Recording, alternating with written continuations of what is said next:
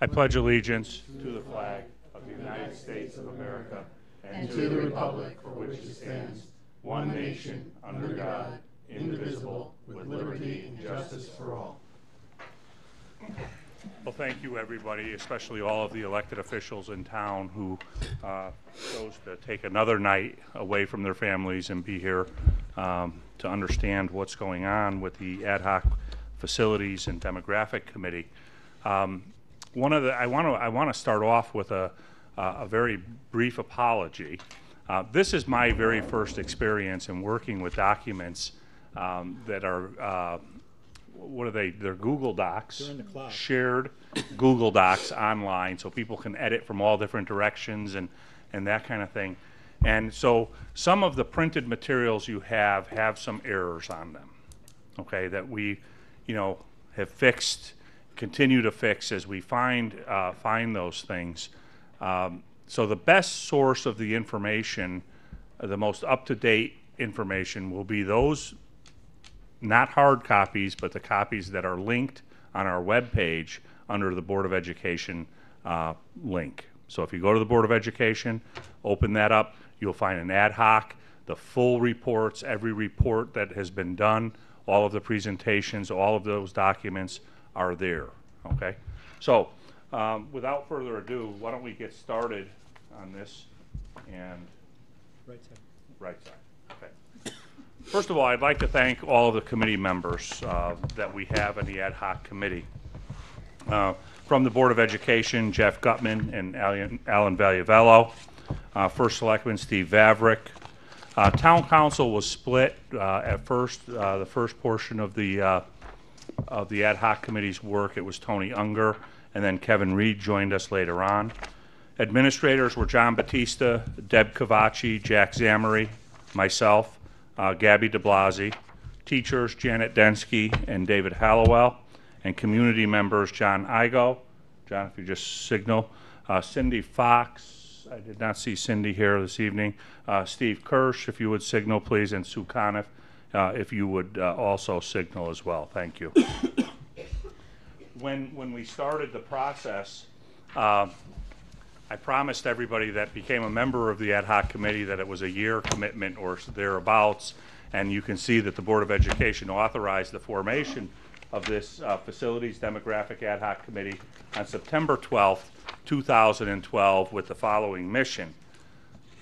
The Facilities Demographic Ad Hoc Committee is charged with studying the demographics of Monroe's students and the school facilities to advise the BOE of any challenges or recommendations in order to ensure adequate and appropriate facilities for future years.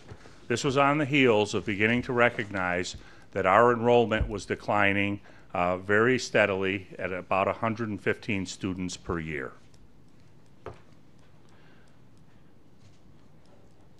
When we started the process, we wanted to make sure that we put the right parameters or framework around the work that the committee had.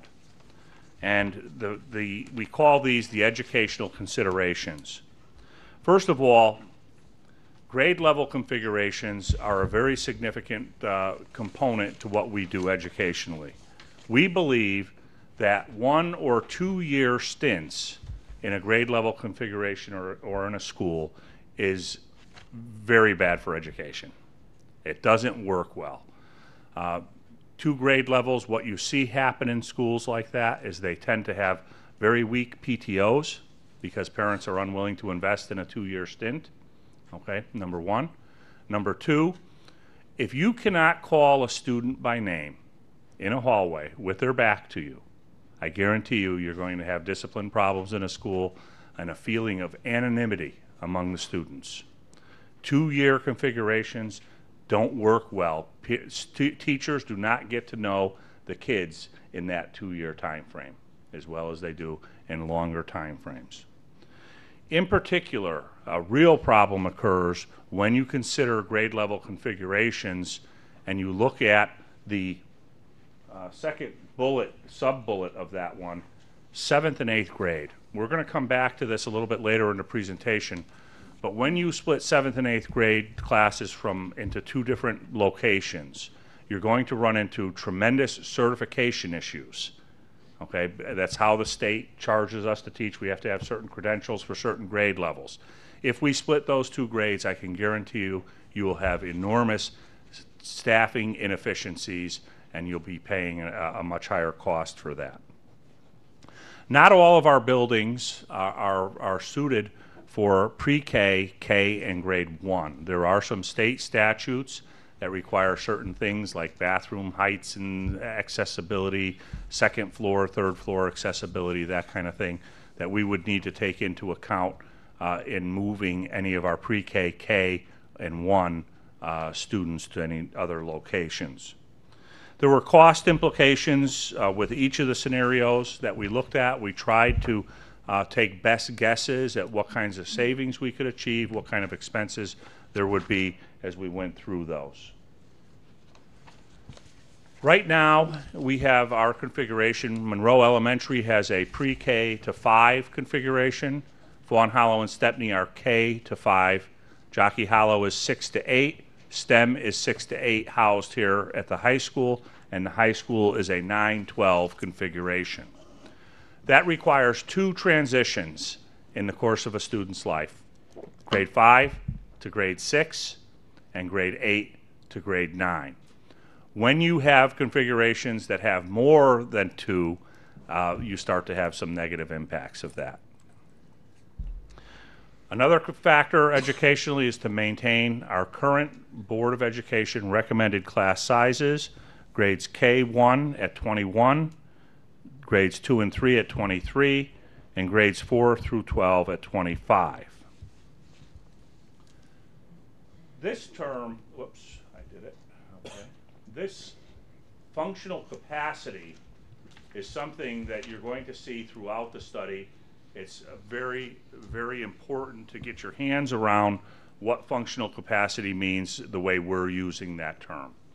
What it means is, if we follow Board of Education class sizes, how many classrooms are utilized with that school in operation? What is the percentage of classrooms utilized? We call that functional capacity. Right now, we have 2 schools basically at 100% functional capacity: Monroe Elementary School and Stepney Elementary School. There are no free classrooms available. Okay? You can operate an elementary school at close to 100% capacity. It's not great, but we can do it. Monroe Elementary School, for instance, is probably the most significant example, because we have teachers teaching, we have professionals working in substandard spaces. They're working in closets, they're working in, behind photocopy machines, that kind of thing going on. So 100% is not great. In the middle school, you can probably have somewhere in the 85% efficiency range, 85 to 95, and get away with it pretty well because of scheduling. You start getting much more scheduling limitations on your use of the building. And at the high school level, you like to keep it under 85%. As a former high school principal, I can tell you that you pull your hair out when you have when you're operating a school at greater than 85% functional capacity. And I'll tell you where the pain comes. The pain isn't in the scheduling component, because with time we can schedule the building. It's the fact that you have to have teachers sharing classrooms all over the building.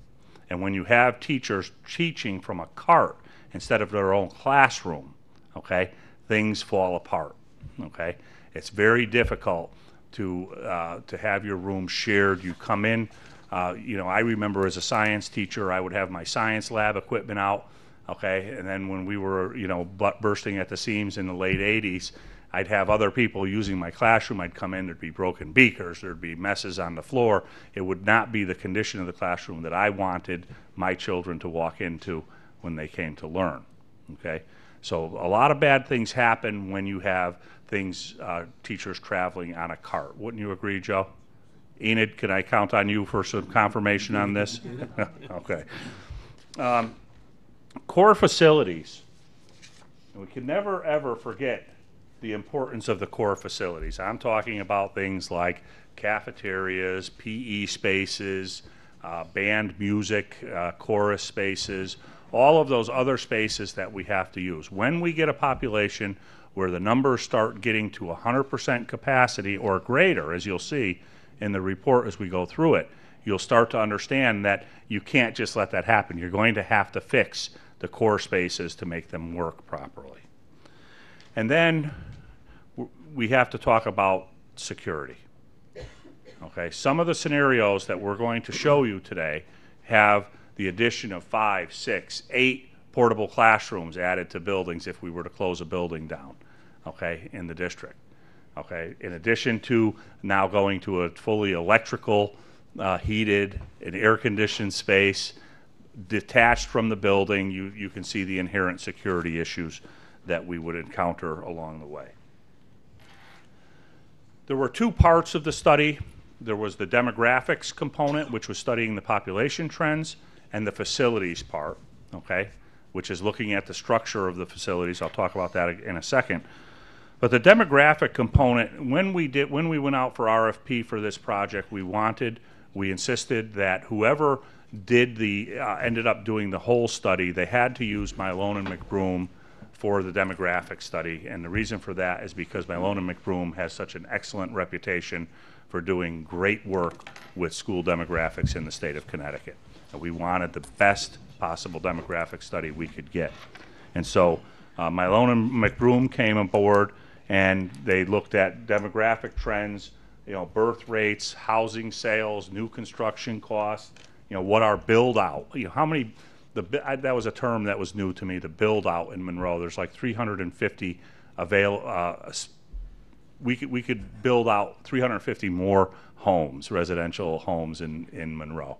And then you're pretty much tapped out unless you were to shrink lot size requirements and those kinds of things. So they look at all of those factors, and they look at private school enrollment as well. In this chart is hard to see. It's hard to follow completely. It's the population change between 2000 and 2010. And these are age groups going up, usually in 5-year or so intervals, going up, male and female separated to each side. What you see here in that time period, these white spaces show population decline in those 2 age groups, so 10. Oops, Jim, it's a smart board, so you're. Oh. That's all right. What do I do? I gotta go backwards? Just go back, yep. Okay. Another technology I'm not 100% comfortable with. Okay. So 0 to 10 years old, we see a population decline. But more importantly, and the reason I put this slide in here is to illustrate to you that this age group here shows population decline as well. And that age group is the 30 to 44-year-olds. Now, what's so special about the 30 to 44-year-olds, you ask? The home buyers. Those are the people that have children, okay?